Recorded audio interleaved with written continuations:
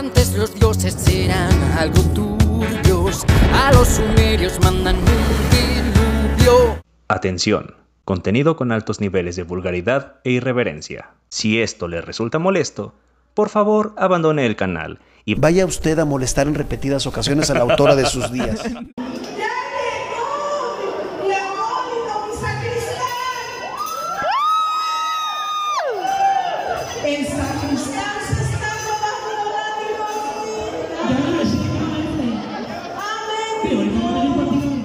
Hola gente, ¿qué tal están? Espero que la estén pasando muy bien. En esta ocasión les traigo un video muy especial para mí y es sobre el tema del diluvio. Este tema me ha parecido importante ya que ha jugado un papel de vital importancia en mi desconversión. Si bien no me llevó directamente al ateísmo, sí me hizo cuestionar la premisa más importante sobre la cual se sostenía mi fe religiosa, que es la perfección de la Biblia, la inerrancia de la Biblia, o llámenle ustedes como quieran, pero es esta idea de que la Biblia no se equivoca. Y la idea de hacer este video surgió el año pasado al reencontrarme con alguien que tenía muchos años sin ver. Y entre todas las cosas que platicamos, evidentemente salió el tema de la religión, ya que tanto ella como yo éramos servidores en casa de oración y era un tema muy importante para nuestras vidas. Al yo ya no ser una persona religiosa, mi forma de ver el mundo y mi manera de vivir son totalmente distintas. Al tocar el tema de mi desconversión, evidentemente sale el tema del diluvio. Como ya les he comentado, fue un tema importante para mí. Hay gente que me dice, es que si el diluvio no es verdad, eso no conduce al ateísmo directamente. De eso no se sigue que Dios no existe. Eso me lo dicen como si yo no lo entendiera. Pero ustedes también tienen que comprender dónde estaba yo. Mi creencia religiosa personal era una creencia de corte protestante y creacionista, por lo cual derribar la idea del diluvio universal implicó de manera inevitable el colapso de toda la estructura que tenía mi fe, ya que, como les comenté, descansaba sobre la premisa de la perfección de la Biblia. Y esta persona con la que me reencontré tiene esa clase de mentalidad. En algún momento me dijo que el diluvio había sido confirmado por la ciencia y me empezó a repetir algunas cosas que se dicen mucho en la apologética. Es que hay personas que todavía tienen esta clase de pensamientos. Hay gente que todavía es creacionista. Así que me decidí a elaborar este video. Es una recopilación de muchas cosas que he grabado durante mucho tiempo. Hay videos que hice con la esperanza de juntarlos y publicar esta recopilación en noviembre del año pasado. Y ustedes sabrán por la fecha en la que está publicado que ha pasado muchísimo tiempo. No lo cumplí en el tiempo en el que yo esperaba. Pero finalmente está aquí. Seguramente se me están escapando muchos detalles y es muy probable que en el futuro vuelva a realizar un video sobre esta temática abordando todos estos puntos y los que se hayan quedado fuera. Pero por lo pronto me parece bueno el liberar este material con lo que ya se tiene en el presente. Disfrútenlo. Si son personas que todavía creen en el diluvio, creo que sería bueno tomar en cuenta estos puntos porque es probable que no los hayan considerado en el pasado, pero ya ustedes me dirán. Entonces les dejo con este video del diluvio. Cuídense, se lo lavan y que la fuerza les acompañe. ¿Ocurrió el diluvio universal? En este segmento abordaremos el primer y más grande problema, el agua. Aunque posteriormente se analizarán más cuestiones, creo que con este solo punto ya es suficiente para descartar dicho evento. El problema del agua. En primer lugar, es importante analizar si hay suficiente agua en el planeta Tierra para cubrir toda su superficie. Génesis 7:19. Y las aguas subieron mucho sobre la tierra, y todos los montes altos que había debajo de todos los cielos fueron cubiertos. Según los científicos, aproximadamente el 70% de la superficie de nuestro planeta se encuentra cubierta por agua. Sin embargo, la mayor parte del agua de la Tierra se encuentra en los océanos, por lo que no sería posible que el agua cubriera todo el monte Everest, el cual es la montaña más alta del mundo. Quienes abogan por el diluvio universal tienen que buscar cantidades de agua que ahora mismo no hay, cantidades de agua que ahora mismo no hay, cantidades de agua que ahora mismo no hay. ¿Cuánta agua hay en el mundo? Según estimaciones, La Tierra alberga aproximadamente 1.386 millones de kilómetros cúbicos de agua.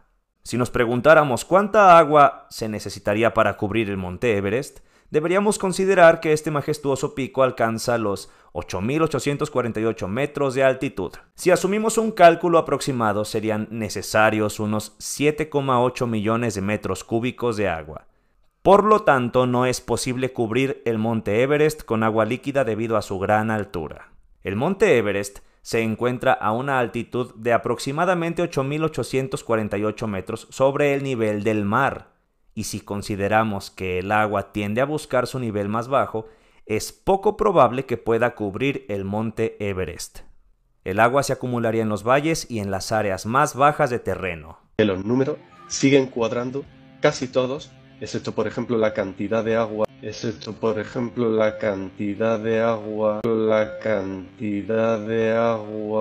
que sería necesaria para cubrir todas las montañas de la Tierra, incluso varios centímetros por encima. Y por favor, que a nadie se le ocurra decir esa estupidez de que si toda el agua de la atmósfera se transformase en lluvia y se derritiese en los polos, sí habría agua suficiente, porque 1. No habría agua suficiente y 2. Eso nos mataría a todos debido a la radiación solar casi al instante, así que no. Es importante recordar que el diluvio universal se describe como un evento en el que toda la superficie de la Tierra fue cubierta por agua. Y quiero hacer hincapié en este último punto porque se dice claramente en el texto que los montes altos fueron cubiertos por agua, y no hay forma de que un diluvio local haya logrado tal cosa. Según lo que dice el texto, tendría que haber sido una inundación mundial. ¿Qué pasa con las personas que creen en el diluvio local? Como el Filo Palomo, por ejemplo, que ya tuvimos por ahí un video donde discutimos estos temas. Y él aparentemente no se daba cuenta de algo, y es que si tú eres cristiano y crees que el diluvio se reduce a una inundación local, entonces estamos de acuerdo en ese punto. Porque yo también creo que una inundación local no solo es posible, sino que es algo que ocurre con mucha frecuencia. Y de hecho, cuando tratan de argumentar que hay muchos relatos de diluvios, ya sea en las mitologías sumerias, griegas, prehispánicas, China, qué sé yo, esos relatos serían la prueba de que sí sucedió. Bueno, podría decirte que sí, toda vez que tú me digas que se trataba de inundaciones locales, pero el propio relato de Noé dejaría de tener sentido por completo. Los mismos creacionistas de Tierra Joven, que son creyentes en el diluvio universal, es decir, una inundación a nivel global, demuestran que esto sería algo absurdo, porque si solo se va a inundar una parte del mundo, basta con que te muevas de lugar para evadir las catastróficas consecuencias del acontecimiento. No tendrías por qué buscar 2 animales de cada especie para preservarlos. No se van a extinguir con una inundación local. Ni siquiera necesitas construir un barco, solo quítate de ahí y ya, como es el caso de la narración de Lot en Sodoma y Gomorra. Llegan los ángeles a decirle, quítate de aquí, vete a otro lugar porque aquí va a caer fuego. El Filopalomo en ese debate me dijo, es que yo no puedo meterme a la mente de Dios. Yo no tengo una verdad para responderte a esa pregunta porque, como digo, para eso tendría que estar en la mente de Dios. No, pendejo, no te estoy diciendo que te metas a la mente de Dios. Si Dios existiera y tuviera una mente, ya saben, si fuera capaz de conocer y Él hubiera ordenado este diluvio, qué sé yo, sería mucho más sencillo y más práctico que te dijera, quítate de ahí, como en el caso de Lot en Sodoma y Gomorra. No es eso lo que se ve en las escrituras de Génesis. En Génesis se ve a un Dios diciéndole a Noé que se vaya construyendo un arca porque va a acabar con la vida de los seres humanos. Y es que justamente ese es el punto. Si fuera la intención de exterminar la vida sobre la faz de la tierra, un diluvio local sería algo absurdo, sería algo que no tendría ningún tipo de sentido. A no ser que tú entiendas como el mundo, solo ese pedacito del planeta, ¿sabes?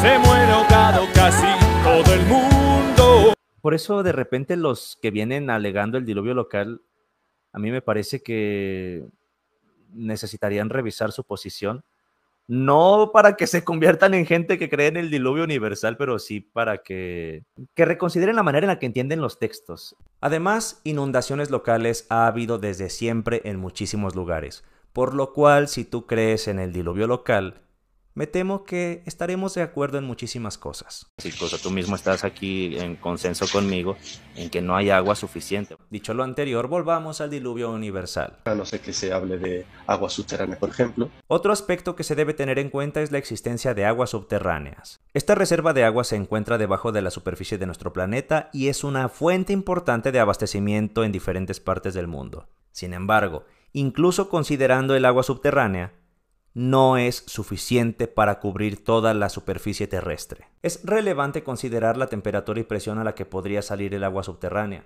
La temperatura del agua subterránea varía según la profundidad a la que se encuentre y las características geotérmicas del lugar.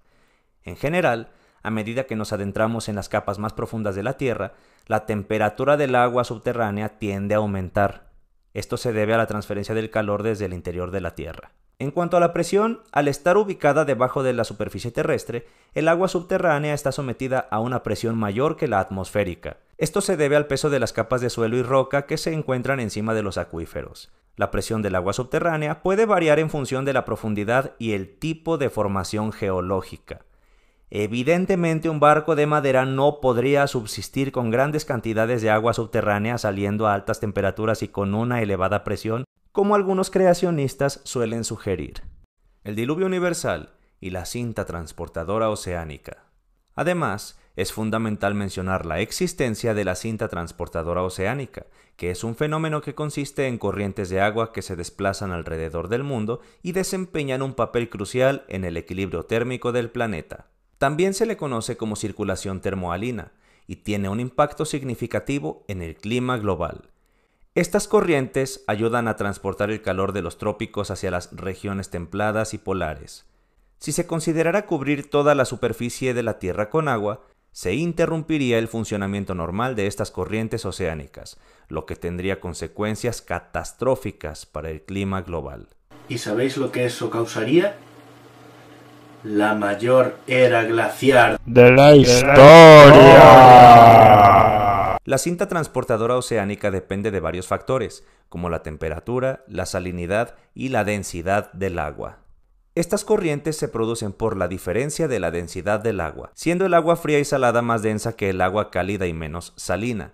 De esta manera, el agua fría y salada se hunde en las profundidades marinas, mientras que el agua más cálida y menos salina asciende a la superficie, creando así una corriente en forma de cinta transportadora.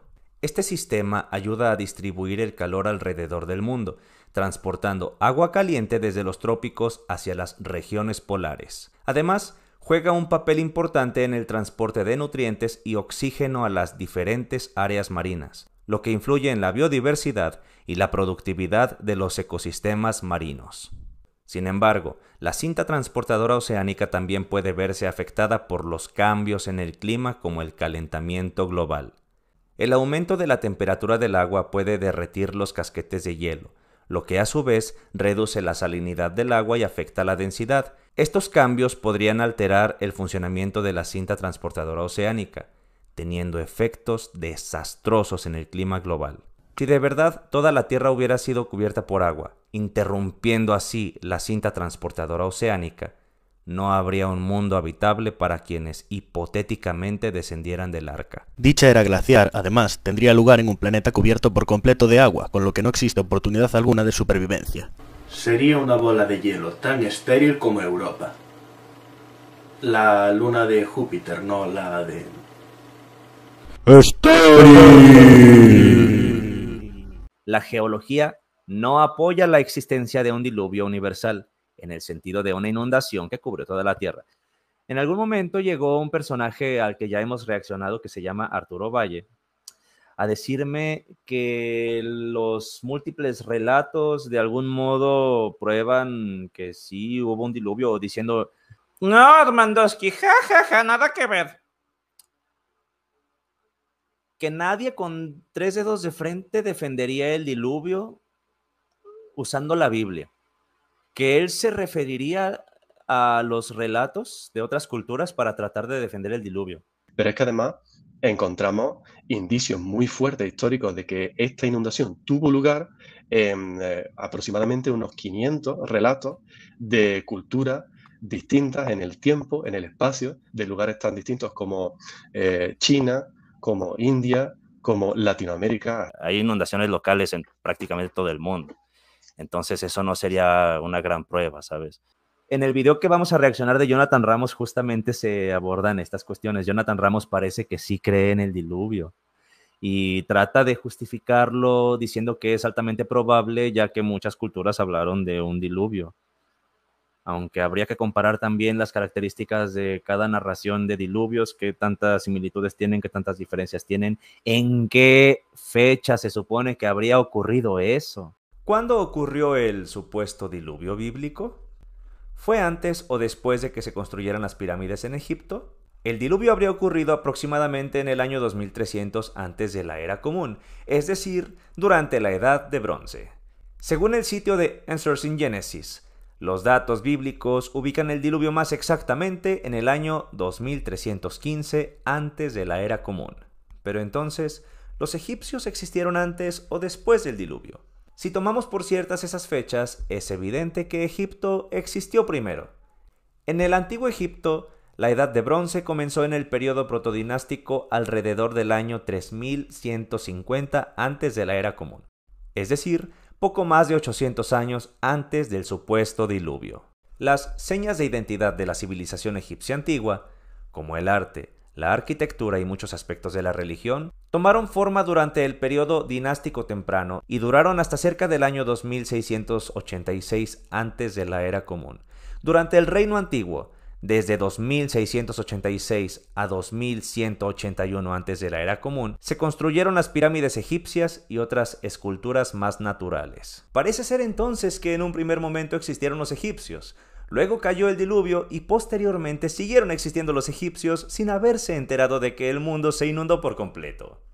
Vaya si serán despistados estos egipcios.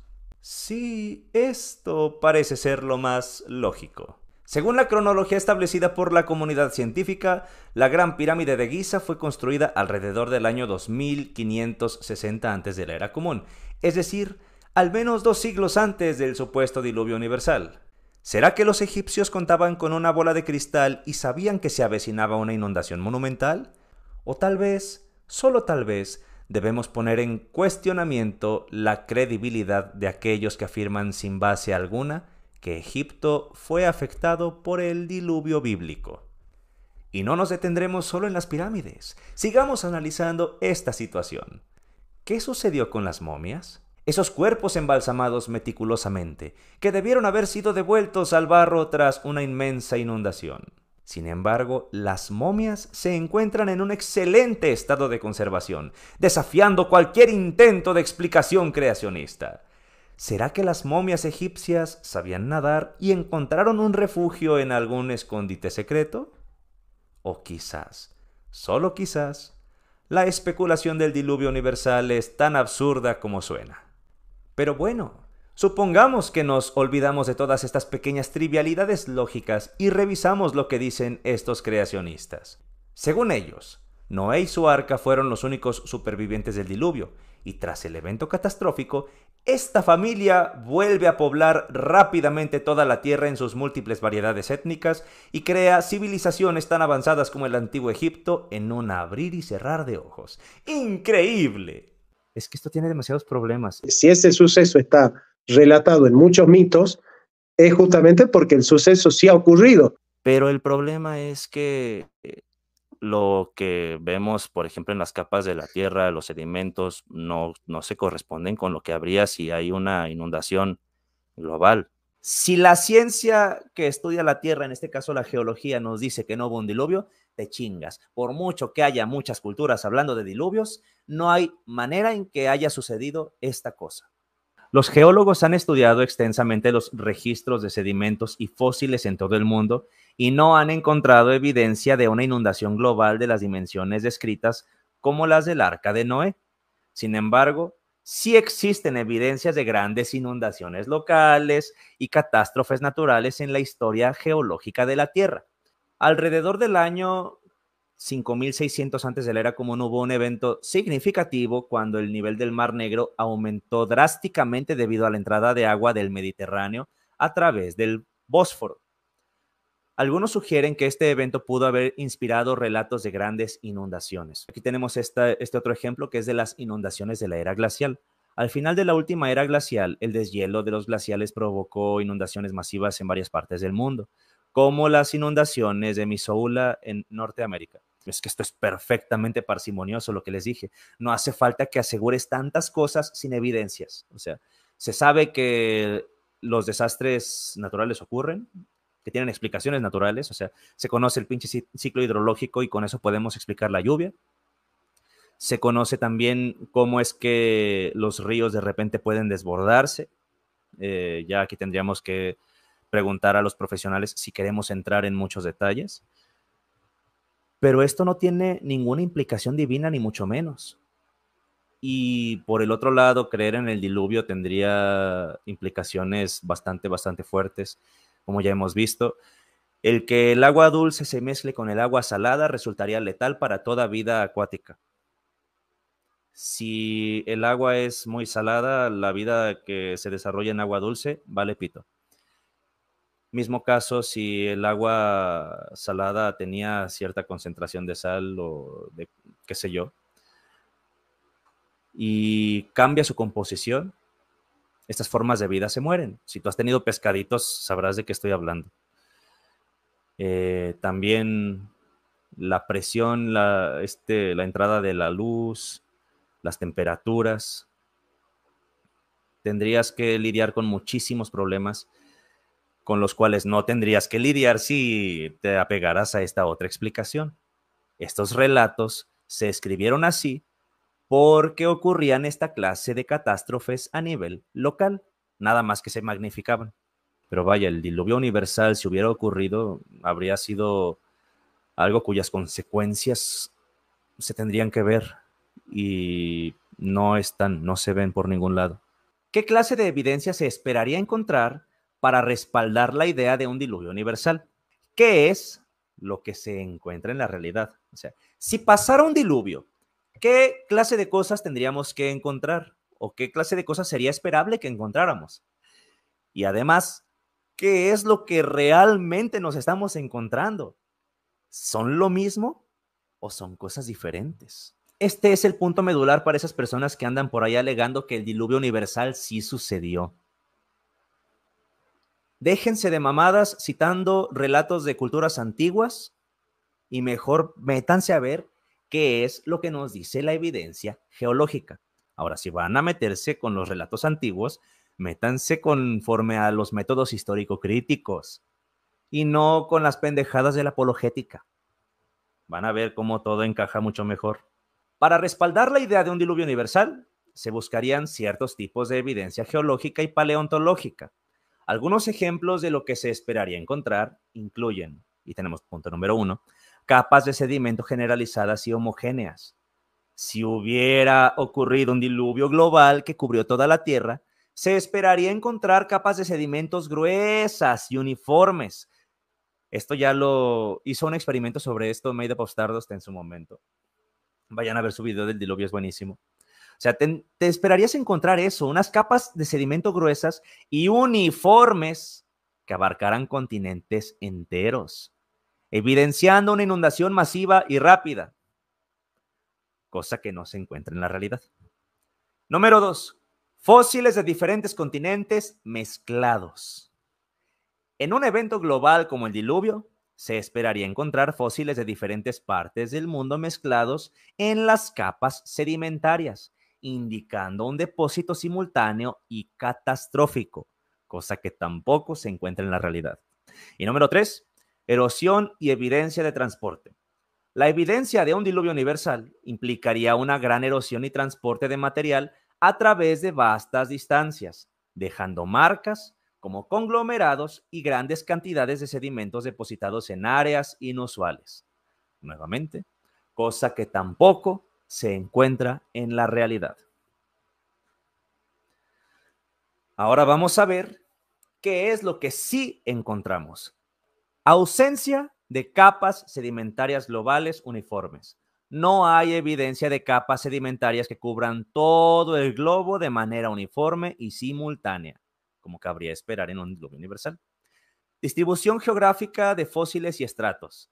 Los fósiles y los estratos geológicos muestran patrones de distribución que indican deposición gradual y eventos locales, no una inundación que afectaría a todos los continentes simultáneamente. Recordemos nuevamente que la Biblia dice montañas cubiertas metros por encima de las cimas de los montes. Procesos geológicos locales. Las características geológicas observadas, como montañas, valles y formaciones rocosas, son mejor explicadas por procesos geológicos locales a lo largo de extensos periodos de tiempo, como la tectónica de placas y la erosión gradual. En resumen, la falta de evidencia geológica global coherente y las observaciones de procesos geológicos locales indican que no hay soporte para un diluvio universal tal como se describe en los relatos antiguos. Háganle como pinches quieran, pero esto es lo que nos encontramos en la realidad. El diluvio universal ha sido comprobado por la paleontología, por la arqueología. Se han encontrado en las montañas más elevadas del mundo zonas coralíferas que dan un testimonio que el mundo estuvo sepultado alguna época bajo el agua. ¿Los fósiles marinos en las montañas demuestran que hubo un diluvio universal? Es verdad que el hallazgo de fósiles marinos en las montañas puede sugerir la presencia de antiguos mares en áreas que ahora están elevadas. Esto plantea una interrogante sobre cómo es posible que estos organismos marinos terminaran fosilizados en lo que hoy son formaciones montañosas. La orogénesis, que es el proceso por el cual se forman las montañas, juega un papel crucial en la explicación de cómo los fósiles marinos llegan a lugares remotos de elevaciones altas. Durante la historia de nuestro planeta, las placas tectónicas se han movido y chocado entre sí, formando montañas a partir de fondos marinos y sedimentos marinos acumulados. Como resultado, los fósiles marinos que se encontraban originalmente en el fondo del océano se elevaron con las capas de roca y ahora se pueden encontrar en las cimas de las montañas. Esto contradice la idea de que hubo un diluvio universal que cubrió toda la Tierra y depositó fósiles marinos en todas partes. Si ese fuera el caso, los fósiles marinos se distribuirían de manera más uniforme en todo el globo. El alegato del diluvio universal, que sostiene que una gran inundación cubrió la Tierra en tiempos remotos, es una explicación bíblica que no se ajusta a los conocimientos científicos actuales. La evidencia geológica y paleontológica respalda firmemente la idea de un proceso gradual de cambio y transformación a lo largo de millones de años. Para afirmar que los fósiles marinos en las montañas son prueba de un diluvio universal, se necesitarían pruebas adicionales que respalden esta hipótesis. Estas pruebas deben ser científicamente verificables y reproducibles y deben tener en cuenta las múltiples variables geológicas y paleontológicas involucradas. ¿Qué tiene de malo el incesto? Evidentemente, tiene problemas el incesto. Sí, habría problemas genéticos significativos relacionados con la endogamia si hubiera ocurrido un diluvio universal y la población humana se redujera a un pequeño grupo de supervivientes. Número 1. Pérdida de diversidad genética. Una población muy reducida llevaría a una pérdida significativa de la diversidad genética, ya que habría menos variación en los genes disponibles. Número 2. Aumento de enfermedades recesivas. Con menos diversidad genética, las probabilidades de que ambos padres porten genes recesivos para enfermedades aumentan, lo que incrementa la incidencia de enfermedades genéticas en la descendencia. Y número 3, depresión endogámica. La endogamia o reproducción entre individuos estrechamente relacionados puede llevar a la depresión endogámica, lo que resulta en una reducción de la aptitud biológica de la población.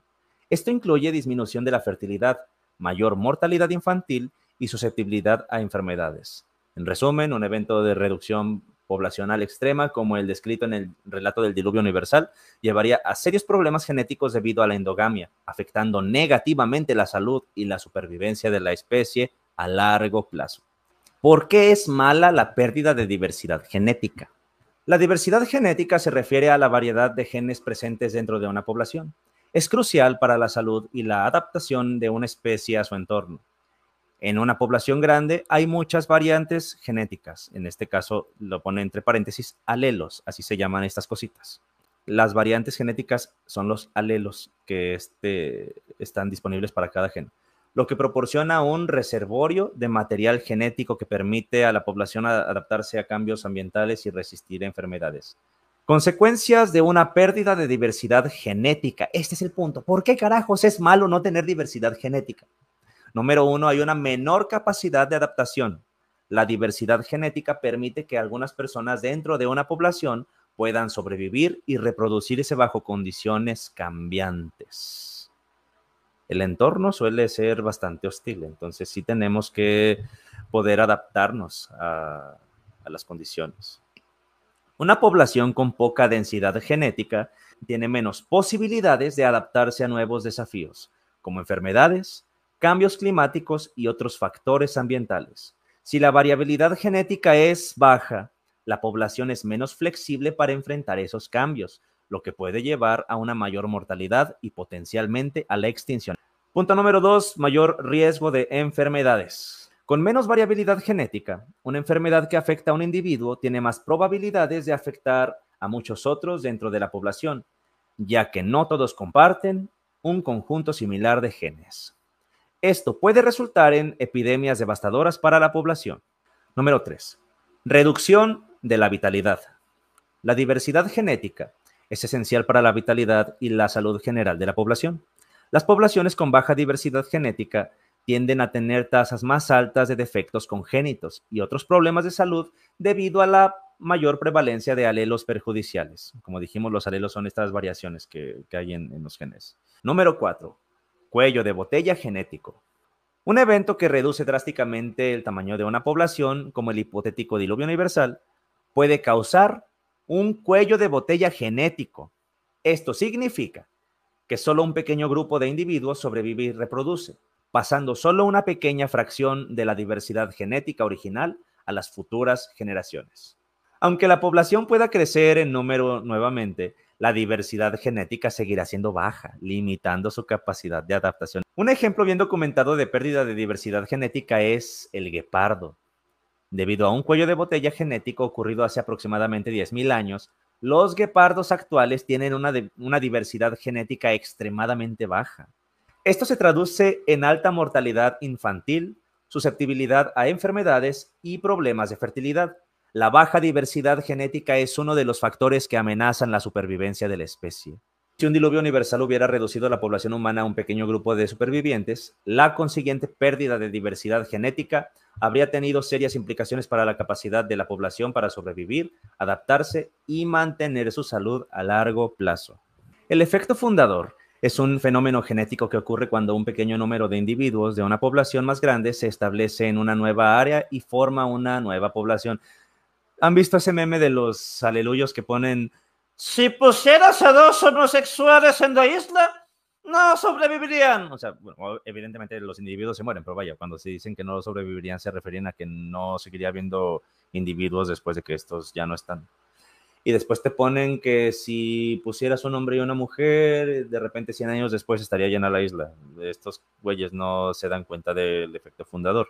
Y nuevamente dicen lo mismo que el señor JP. ¿Qué tiene de malo el incesto? El efecto fundador es un fenómeno genético que ocurre cuando un pequeño número de individuos de una población más grande se establece en una nueva área y forma una nueva población, ya lo leímos.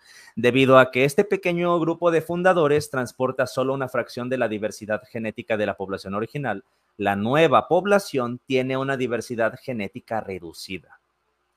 Características del efecto fundador. La nueva población tendrá menos variantes genéticas, es decir, alelos. Entendemos alelos como variantes genéticas. Bien. Que la población original. Eso se debe a que solo una pequeña muestra del pool genético original se lleva a la nueva ubicación. Bien. Frecuencias alélicas alteradas. Los alelos que eran raros en la población original pueden volverse comunes en la nueva población simplemente porque los fundadores los portaban.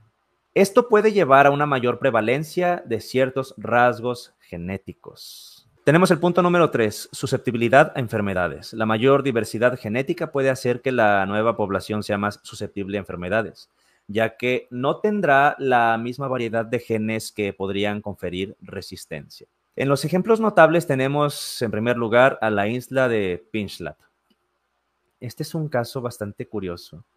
Los habitantes de esta pequeña isla del Pacífico tienen una alta incidencia a la cromatopsia, es decir, la ceguera al color. Estos güeyes ven en blanco y negro y en escalas de grises, debido a que uno de los fundadores portaba el alelo recesivo para esta condición. O sea, lo que vimos anteriormente, en las frecuencias alélicas alteradas, algo que era recesivo se terminó transmitiendo a todos.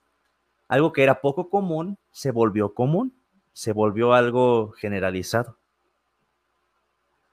Y número 2 tenemos al Afrikáneres en Sudáfrica.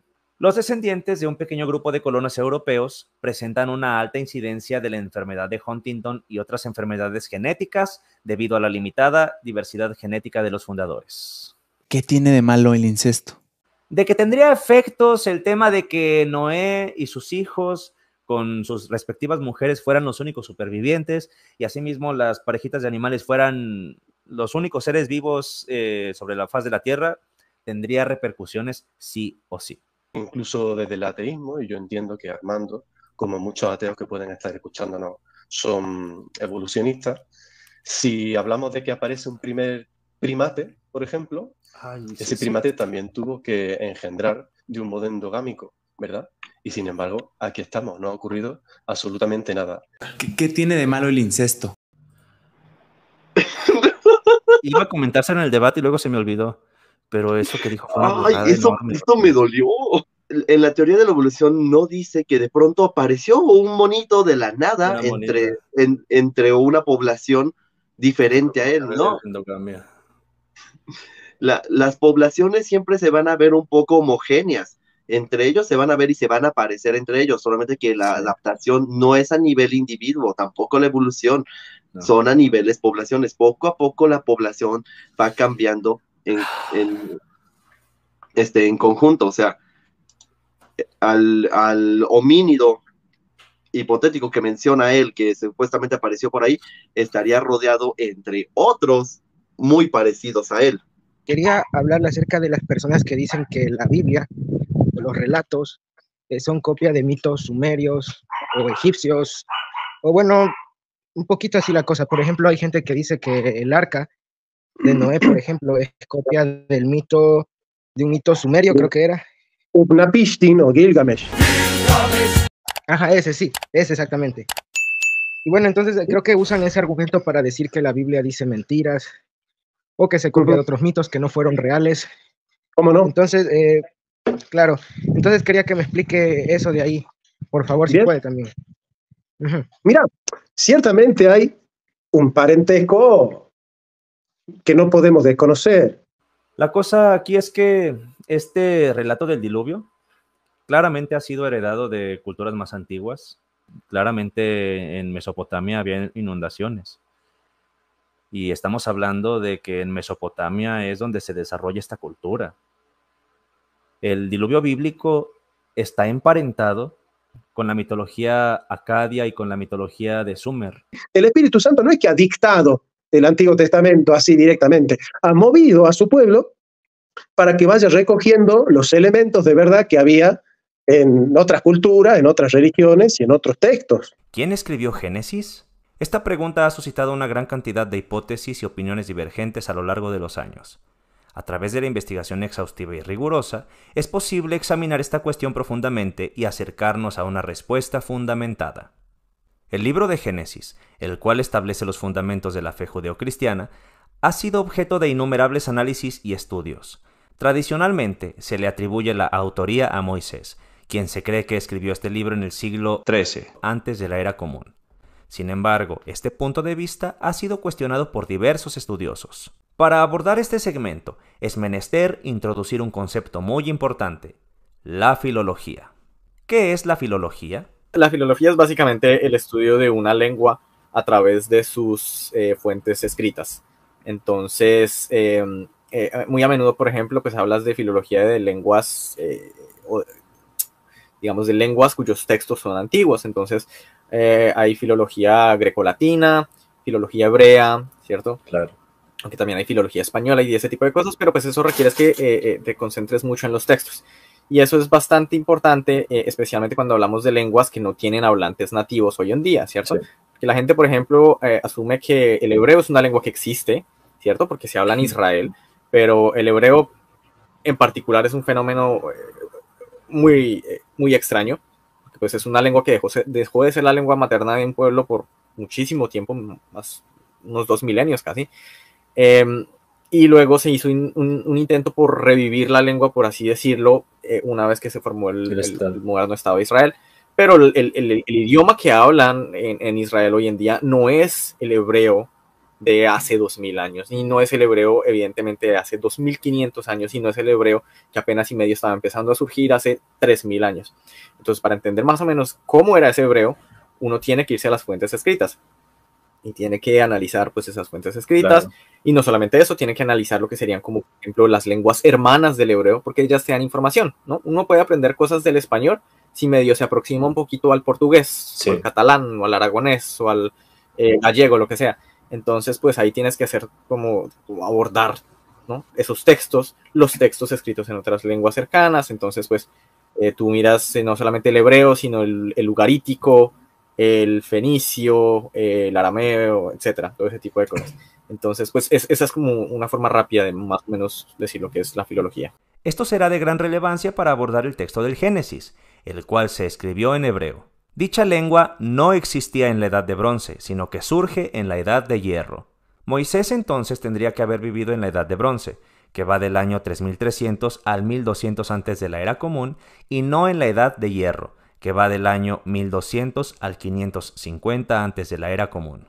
El hebreo surge en la Edad de Hierro entre los siglos 9 y 10 antes de la Era Común, es decir, cuando estaría terminando el periodo de los jueces e iniciando el periodo de los reyes según la Biblia. Lo que hay antes de esto es una lengua conocida como cananeo noroccidental, lengua en la cual están escritos los textos de la Edad de Bronce tardía que se han encontrado en Canaán. El cananeo noroccidental se va convirtiendo en distintos dialectos. De estos dialectos surge el fenicio más al norte, pero también otras 4 lenguas que son hermanas y que están emparentadas: el hebreo, el moabita, el amonita y el edomita. Se puede pensar en el cananeo noroccidental como un latín vulgar, que es el latín común que hablaba la gente en la antigüedad tardía. El hebreo, el moabita, el amonita y el edomita se desprenden del cananeo noroccidental del mismo modo que del latín vulgar se desprenden otras lenguas, como el español, el catalán, el portugués, el aragonés y el francés. Una de las formas en que podemos saber que eso pasaba durante ese periodo es que, al mirar las lenguas del colapso de la Edad de Bronce, como el ugarítico o el cananeo noroccidental, se puede advertir que no son muy distintas, sino que son extremadamente similares. Esto hace que los filólogos se pregunten si realmente eran lenguas distintas. Lo mismo pasa con las lenguas que se desprenden del cananeo noroccidental en la Edad de Hierro, es decir, el moabita, el amonita, el hebreo y el edomita. Al mirar la estela del rey Mesa, que es el corpus más grande que se tiene del moabita, se puede advertir que es una lengua bastante parecida al hebreo, por lo menos en las consonantes. La diferencia es casi nula. Pareciera que son solo 2 dialectos del mismo idioma en lugar de ser 2 lenguas distintas. Dicha estela data del siglo IX antes de la Era Común. Si nos movemos un par de siglos más hacia el comienzo de la Edad de Hierro, hay un par de siglos más de convergencia entre esos idiomas. El hebreo es entonces una lengua que surge a finales de la Edad de Bronce y comienzos de la Edad de Hierro, no antes. Al analizar las porciones más antiguas de la Biblia, como Éxodo 15, Deuteronomio 32 o Jueces 5, el idioma que ahí se habla se parece mucho más al ugarítico y al cananeo noroccidental. Si esas porciones más antiguas de poesía anteriormente citadas se parecen tanto al ugarítico y otras porciones se parecen más al hebreo de la época monárquica, entonces estas últimas tuvieron que ser muy posteriores. Evidentemente, no hay base alguna para concluir que el hebreo existía en el periodo en el que tendría que haber vivido Moisés. Otra forma de saber que el Pentateuco no se escribió en la época de Moisés es observando la situación geopolítica del levante mediterráneo durante la Edad de Bronce.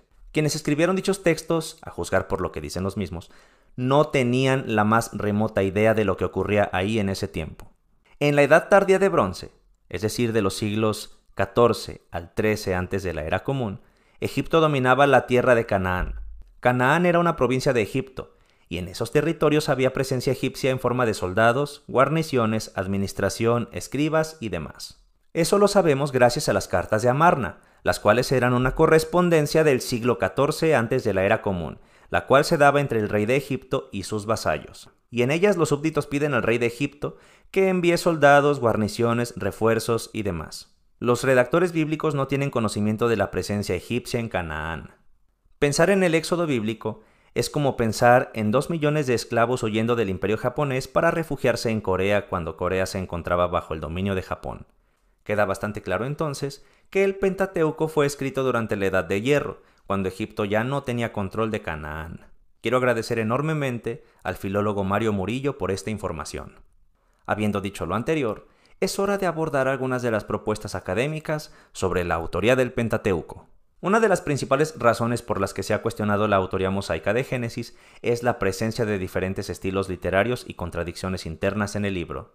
Algunos argumentan que estas discrepancias son indicativas de que el libro fue compilado a lo largo de varios siglos por diferentes autores en lugar de ser obra de un solo escritor. Una importante propuesta es la del documento yavista y el documento eloísta. El libro de Génesis estaría compuesto por 2 fuentes distintas, una de ellas utilizando el nombre del dios Yahvé, en tanto que la otra emplea el término Elohim.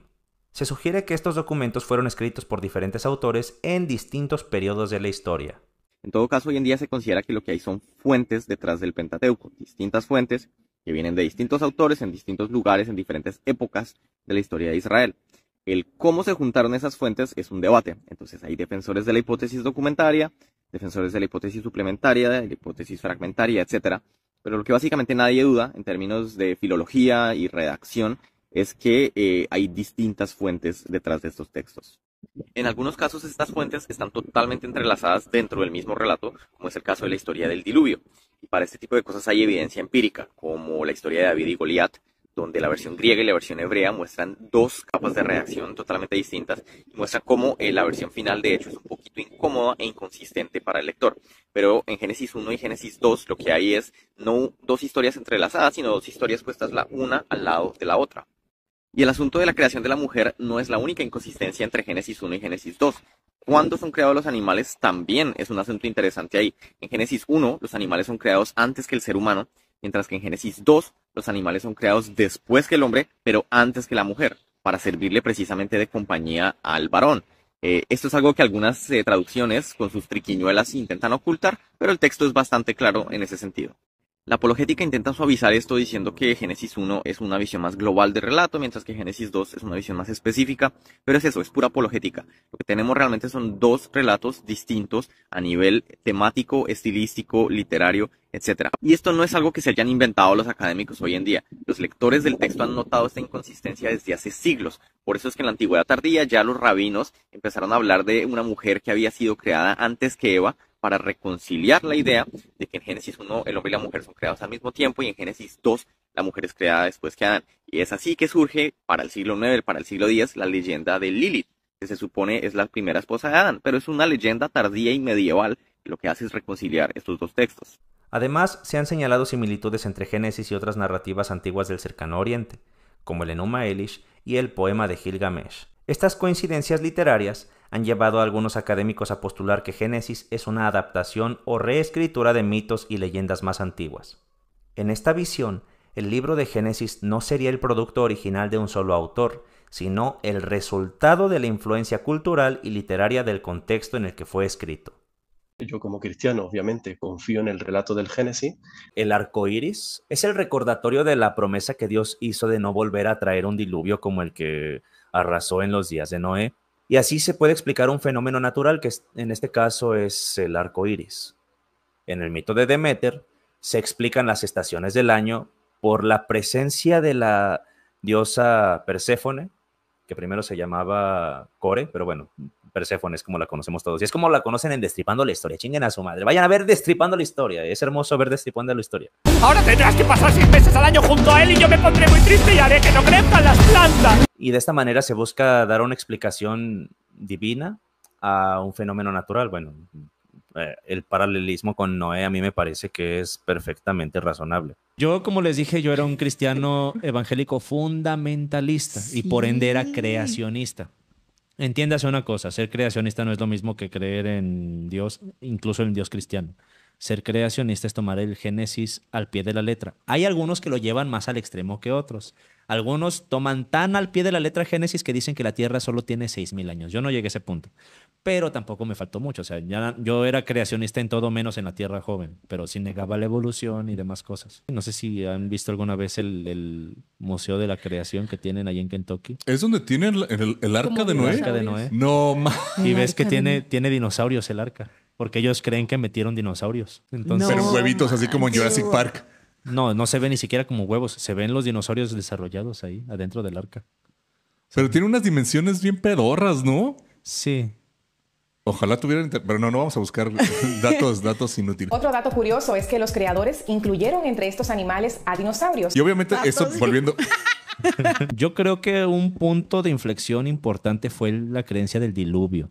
Porque te digo, yo sí creía que el diluvio había ocurrido, yo era anti-evolución y demás. Cuando entendí que el diluvio no solamente es que no ocurrió, sino que no podría haber ocurrido, dado que existimos como estamos en la actualidad. O sea, para mí fue algo que no me movió directamente al ateísmo, pero sí me hizo soltar esta idea de que la Biblia era perfecta. Y es que toda mi fe estaba basada en esta premisa de que la Biblia fue inspirada por Dios, es perfecta y no hay forma en la que se equivoque. Bueno, ¿cómo se va a equivocar Dios? Pues exacto. No. Entonces yo lo que pensaba era, y es que tal vez no será que estamos entendiendo mal el libro de Génesis, habrá alguna otra interpretación, qué sé yo.